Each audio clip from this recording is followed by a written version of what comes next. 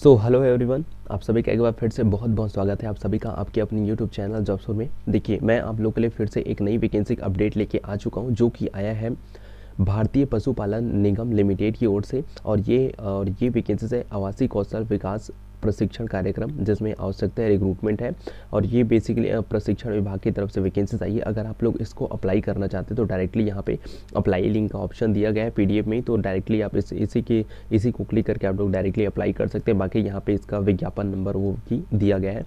और ये जो बेसिकली वैकेंसीज आई है BPNL की ओर से वैकेंसीज जो है आउट हो चुके हैं। काफ़ी अच्छी वैकेंसीज है, 7,000 प्लस वैकेंसीज है, 7,000 प्लस पदों पर यहाँ पे भर्ती आई है। अगर आप इंटरेस्टेड हैं तो इस वीडियो को ज़रूर देखिए, और देखने के बाद अगर आप इंटरेस्टेड हैं तो ज़रूर अप्लाई करिएगा। बाकी यहाँ पे जो इंपॉर्टेंट सबसे पहला चीज़ यहाँ पे आपको पढ़ के सुना देता हूँ सूचना के अकॉर्डिंग, थोड़ा सा वैकेंसी के अकॉर्डिंग आपको बता देता हूँ। निगम द्वारा राष्ट्रीय स्तर पर पशुपालकों एवं किसानों की सामाजिक आर्थिक प्रगति के उद्देश्य से डेयरी फार्म, बकरी फार्म, कड़कनाथ पोल्ट्री या मुर्गी फार्म के लिए आवासीय कौशल विकास प्रशिक्षण प्रदान किया जाना प्रस्तावित है। निगम द्वारा उपरोक्त कार्यक्रमों के क्रियान्वयन व संचालन के लिए पशुपालन कृषि के क्षेत्र में करियर बनाने या रुचि रखने वाले युवाओं के लिए ऑनलाइन आवेदन आमंत्रित किए जाते हैं। ओके, सो देखिए यहाँ पे आपको मैं पदों की संख्या बता देता हूँ। ओके, सो यहाँ पे पहला नंबर का पोस्ट हो जाता है प्रशिक्षण नियंत्रण अधिकारी के लिए। कुल पद यहाँ पे 75 है, और जिसकी मासिक वेतन जो है 21,700 रुपये पर मंथ सैलरी रहेगी। दूसरा जो आपका पोस्ट है, दूसरा आपका पद है यहाँ पे प्रशिक्षण प्रभारी का है, जिसमें 600 पद यहाँ पे आई है वैकेंसी, 600 पदों पर भर्ती आई है, जिसके लिए सैलरी यहाँ पे आप लोग पढ़ सकते हैं 18,500 रुपये सैलरी रहने वाले। तीसरा जो आपका पोस्ट है, तीसरा पोस्ट है आपका प्रशिक्षण समन्वयक का, जिसमें टोटल 1200 पदों पर यहाँ पे वैकेंसीज आई है, जिसके लिए यहाँ पे 15,600 रुपये पर मंथ सैलरी रहने वाली है। उसके बाद जो लास्ट टाइम है आपका प्रशिक्षण सहायक के लिए है, जिसके लिए यहाँ पे आप लोग देख सकते हैं कुल 6,000 पदों पर यहाँ पे भर्ती आई है केवल इसी पद में।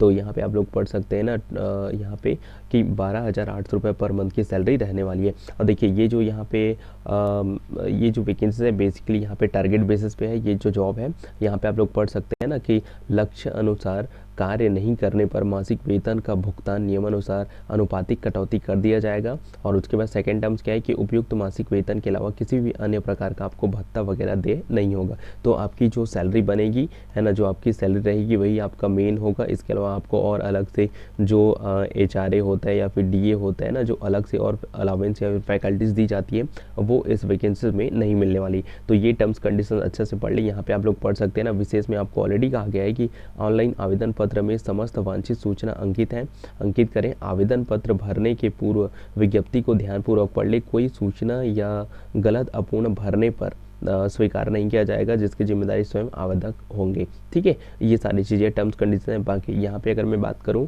तो यहाँ पे आप लोग पढ़ सकते हैं ना, जो पहला है क्वालिफिकेशंस के रिलेटेड, पात्रता एवं क्वालिफिकेशन से रिलेटेड।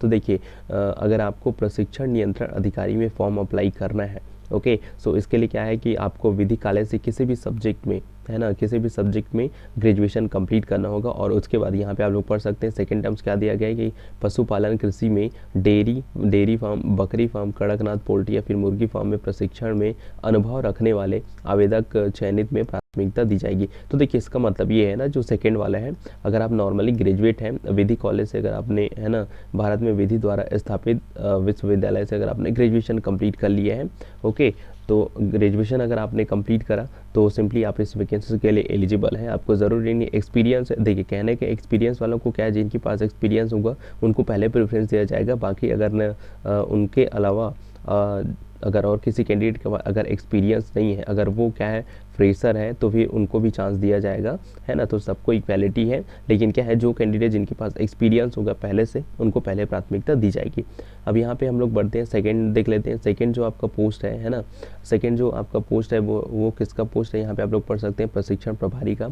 इसके लिए भी क्या दिया गया है कि भारत में विधि द्वारा स्थापित विश्वविद्यालय से किसी भी विषय में स्नातक। और उसके बाद देखिए यहाँ पे सेकंड क्या दिया गया कि कौशल विकास प्रशिक्षण में प्रवेश दिलवाने में कार्य में अनुभव रखने वाले अभ्यर्थियों को चयन में प्राथमिकता दी जाएगी। सेम टर्म्स कंडीशंस यहाँ भी है।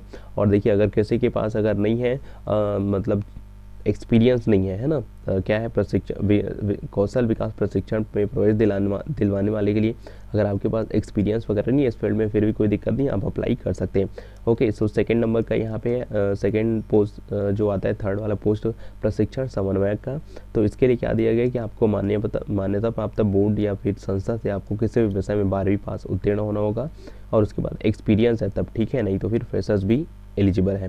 सेकंड उसके बाद लास्ट वाला क्या है प्रशिक्षण सहायक के लिए, तो अगर आप 10th पास हैं भारत की किसी भी मान्यता प्राप्त बोर्ड से तब आप इस वैकेंसीज के लिए एलिजिबल हैं और यहाँ पे आप लोग पढ़ सकते हैं ना। सेकंड वाला टर्म सेम है, एक्सपीरियंस है तब तो ठीक है, नहीं तो अदरवाइज कोई दिक्कत नहीं है। अब यहाँ पे अन्य योग्यताएं और दिए गए हैं, आप लोग इसको पढ़ सकते हैं जो कि बेसिकली आपके बिलोंग करते हैं आपका मेडिकल के लिए और कैरेक्टर से रिलेटेड। और यहाँ पे आपको जो विशेष है यहाँ पे ये आपको पढ़ना बहुत ज़रूरी है, मैं इसको स्टार मार्क कर देता हूँ। आपको बताता हूँ यहाँ पे देखिए उपयुक्त योग्यता रखने वाले उम्मीदवार इस भर्ती के लिए आवेदन कर सकते हैं। उम्मीदवार को पदानुसार उत्तर प्रदेश के राज्य के किसी भी जिले या फिर तहसील या फिर ग्राम पंचायत में ही नियुक्ति दी जाएगी। ओके, देखिए ये क्या है वैकेंसी जो है ऑल इंडिया है, मतलब अप्लाई तो ऑल इंडियन कर सकते हैं, अगर आप कहीं से भी बिलोंग करते हैं आप अप्लाई कर सकते हैं, लेकिन अगर आपका सिलेक्शन होता है इस वैकेंसीज में तो आपको बेसिकली यहीं पे जो मेजर जो है ना उत्तर प्रदेश है, उत्तर प्रदेश के किसी भी डिस्ट्रिक्ट या फिर पंचायत में आपको जॉब लोकेशन मिलने वाली है।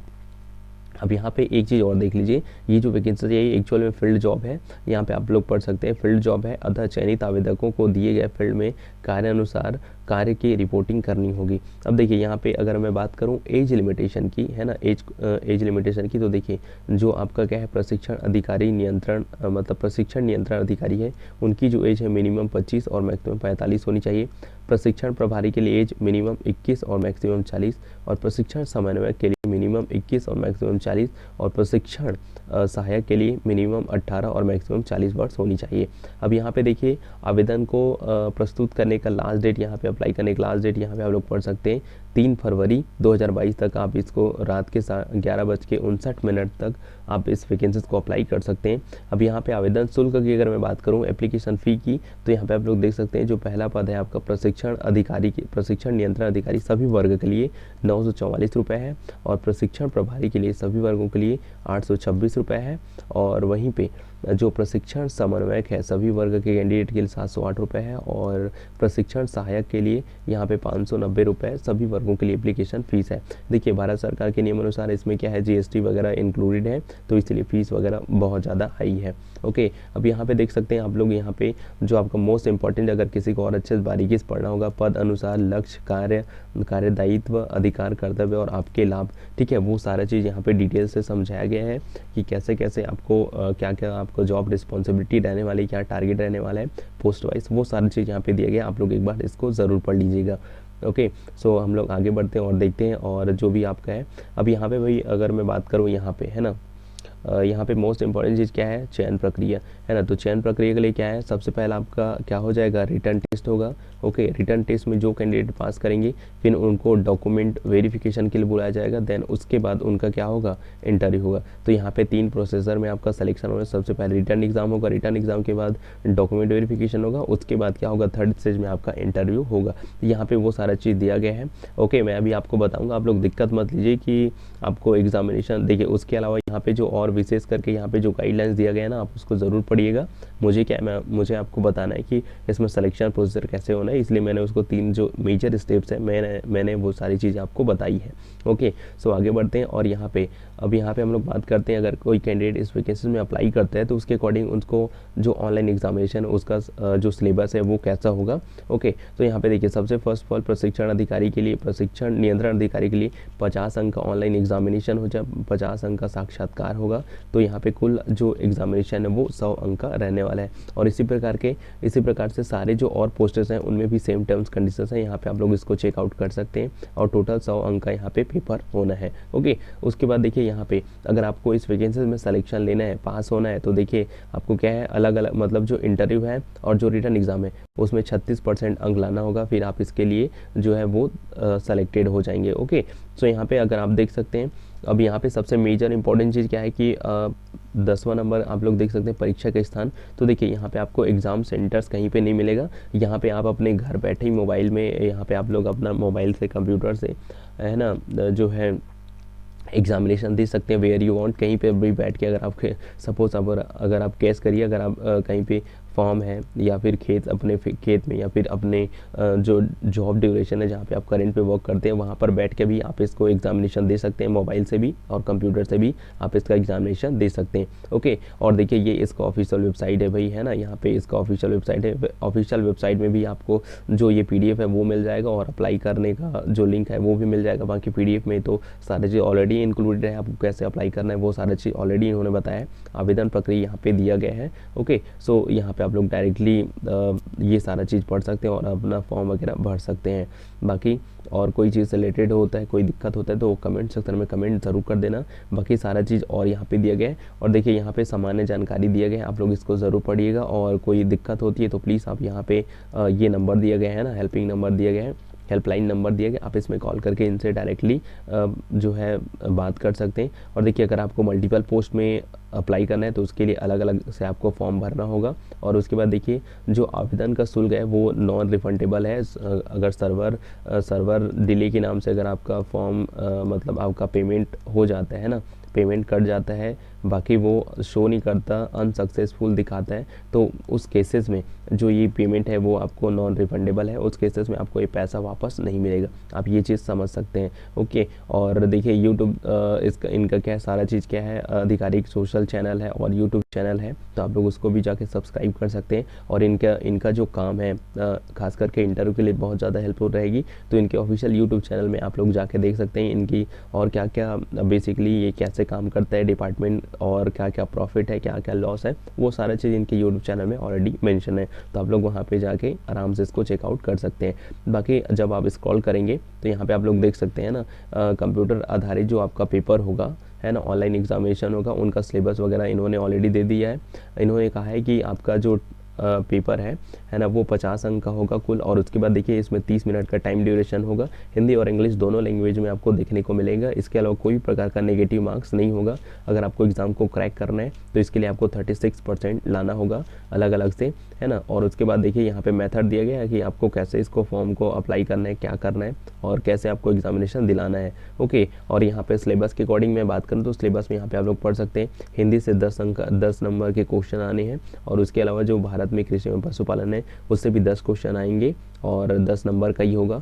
उसके बाद जो आपका स्किल डेवलपमेंट है, कौशल विकास, उसमें भी 10 अंक आएगा और 10 क्वेश्चंस आपको देखने को मिलेंगे। और उसके बाद जो करेंट अफेयर्स है वो भी आपका 10 क्वेश्चन देखने को मिलेंगे और वो भी 10 अंक का ही रहेगा। और उसके बाद बेसिक कंप्यूटर से रिलेटेड यहाँ पे 10 अंक का होगा एग्जामिनेशन, 10 क्वेश्चन आपको देखने को मिले। ओवरऑल 30 मिनट आपको टाइम मिलने वाला है ना। और यहाँ पे वो सिलेबस वगैरह ये सारा चीज़ दिया गया है, तो इसको प्लीज़ कंप्लीट ज़रूर पढ़ लीजिएगा। तो उम्मीद करता हूँ आज की जो वैकेंसीज़ की अपडेट है वो आपको पसंद आई होगी। और देखिए ये क्या है, हिंदी और इंग्लिश दोनों लैंग्वेज में है। और सबसे बड़ी बात इसमें मेल और जो फीमेल है दोनों कैंडिडेट इस वैकेंसीज में अप्लाई करने के लिए एलिजिबल हैं। तो मे भी कोई डाउट नहीं होना चाहिए आप लोग को। और ये ऑल इंडिया वैकेंसीज है, अगेन मैं रिपीट कर दे रहा हूँ। तो फिर चलिए मिलते हैं नेक्स्ट वीडियो में, तब तक सबको bye bye, have a great day, जय हिंद, वंदे मातरम।